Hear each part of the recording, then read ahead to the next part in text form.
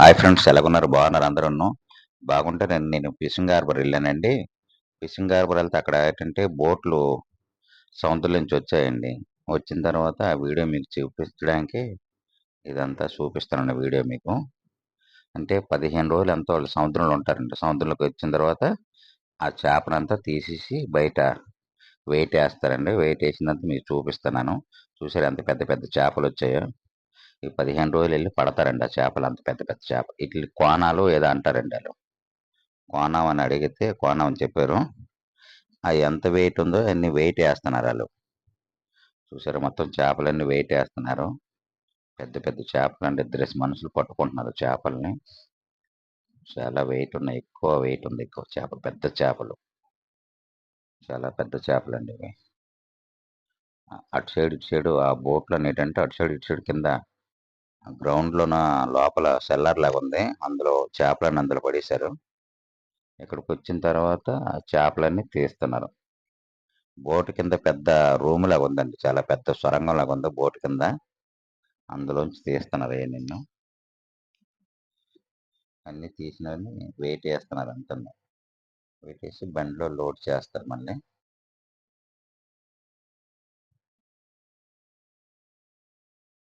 ఇది అయిపోయిన తర్వాత లోడ్ చేసిన తర్వాత ఇదిగోండి ఇక్కడ ఇంత పెద్ద చేప ఉంది కదా! దాన్ని కట్ చేస్తున్నారాయన. పెద్ద పెద్ద కత్తెలున్నాయండి ఆళ్ళ దగ్గర. చూసారా అలా కట్ చేస్తున్నారు ఆ చేపలన్నీను. మొత్తం నీట్‌గా చాలా పెద్ద చేపది. దగ్గర దగ్గర 5 అడుగుల పొడవు ఎంతో ఉందది. 5 ఫీట్ ఉన్నట్టుగుంది పొడవది. దాన్ని కట్ చేస్తున్నాడు. కట్ చేసి వేస్ట్ మెటీరియల్ అంతా మళ్ళీ సముద్రంలోకి విసిరేస్తున్నారండి అవి. హ్మ్. తోక భాగం కట్ చేస్తున్నారు. కత్తి చూసారా ఎలా ఉందో అది. ముక్కల కింద దాన్ని కట్ చేస్తున్నారండి అది. ఈ కట్ చేసిన వాళ్ళు వేరేగా ఉంటారు ఇది. వీళ్ళకేంటంటే చేపకింతని డబ్బులు ఇవ్వాల్సొస్తది ఆళ్ళకి. అవి కట్ చేసి ముక్క కింద కట్ చేసిన తర్వాత మళ్ళీ వీటిలన్నిటిని మళ్ళీ ప్యాక్ చేస్తున్నారండి. చూసారా ఫ్రెండ్స్ ఎలా కోస్తారు. ఇంత పెద్ద చేపని ఆటోమేటిక్‌గా 5 నిమిషాల్లో కట్ చేస్తారాయన మొత్తం. ఇది కోన మీద అన్నారండి చేప. ఇంత పెద్ద చేపలివి. మరి నాకు పేరు సరిగ్గా అయితే తెలీదు. నేనడిగితే ఒక ఆయనన్నారు కోనం సార్ ఏదో అన్నట్టుగా అన్నారాయన. చూడండి సార్ ఎంతుందో. చాలా పెద్ద చేప ఇది.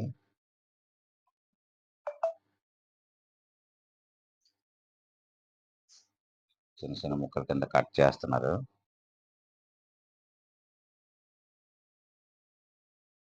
కొన్ని చేపలను చూసారా బాక్సులంట పెట్టారు. అదేంటంటే ఆహ్, ఐసేసి పెట్టారు చూసారండి. ఐస్‌లో ఉంటున్నాయి. ఈ ముక్కలన్నీ కలిసేసి మళ్ళీ ఇందులోన ఐసేసేసి ప్యాక్ చేస్తున్నారండి ఇవి. ఈ చేపలన్నీను. అంటే ఎగుమతి చేస్తున్నారు. ఏదో దేశాలు వెళ్ళిపోతుంటాయి కదా! ఇవి. చూసారా ఇయన్నీ చేపలేనండి. ఇవన్నీ ముక్కలు చేసేసారు. ముక్కలు చేసి ముచ్చ కవర్‌తో ప్యాక్ చేసి దాంట్లో సాల్ట్ వేసి మళ్ళీ అందులో ఉన్న ఐస్ గూడా ఏస్తున్నారండి. చాలా పెద్ద చేప ఇది. ఐస్ ఫుల్‌గా లోడ్ చేస్తున్నారండి ఐస్ కూడా.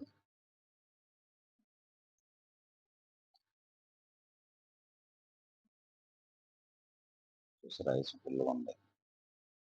వీళ్ళేం జేస్తున్నారంటే ఇప్పుడు 15 రోజులు సముద్రంలోకి వేటకెళ్తారు గదండీ! వీళ్ళు వేట అయిపోయిన తర్వాత ఇవాళొచ్చారండి ఆళ్ళు దిగిపోయారు. డ్యూటీ దిగిపోయారు ఈళ్ళు. డ్యూటీ దిగిపోయిన తర్వాత ఇంటికెళ్ళిపోతున్నారు. మనిషికో చేప పట్టుకొని ఆళ్ళ ఇంటికెళ్ళిపోతున్నారండి ఆళ్ళు. అదే ఆళ్ళు. వీళ్ళేంటంటే వేటకెళ్ళే ముందు ఐస్ అంటే బండిలో ఫుల్లుగా బోట్‌లో లోడ్ చేస్తున్నారండి. అడిగితే అని చెప్పారు. ఆ వేటకెళ్తారంట. వెళ్ళే ముందు ఏంటంటే మరి అక్కడ చేపలు పడతారు కదా! అవి పాడైపోకుండా ఉండడానికి ఐసంతా లోడ్ చేసి బోట్‌లోన ఇందాక అన్నాను కదా! సెల్లర్‌ల కింద గ్రౌండ్‌లో ఉంటది కదా! అందులోన లోడ్ చేసేస్తారు ఐస్ అంతాను. ఆ లోడ్ చేసిన ఐస్ అంతాను అక్కడ చేపలు పడేటప్పుడు ఆ లోపల ఐస్‌లో ఉంటాయి చేపలన్నీను. బోట్ కింద భాగం ఖాళీగా ఉంటుంది. ఆ ఖాళీ భాగంలో ప్యాక్ చేసేస్తారు ఈ ఐస్ అంతాను.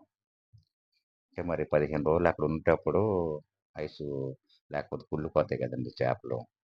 ఇప్పుడు ఇదేంటంటే ఈ బోట్‌లన్నీ ఒడ్డుకొస్తున్నాయి కదా!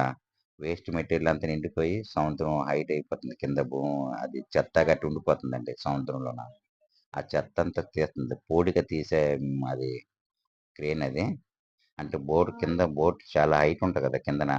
అది కింద తగులుతుంటే బోట్ పడిపోద్ది కదండీ! అందులో చెత్తంతా తీస్తున్నారాళ్ళు.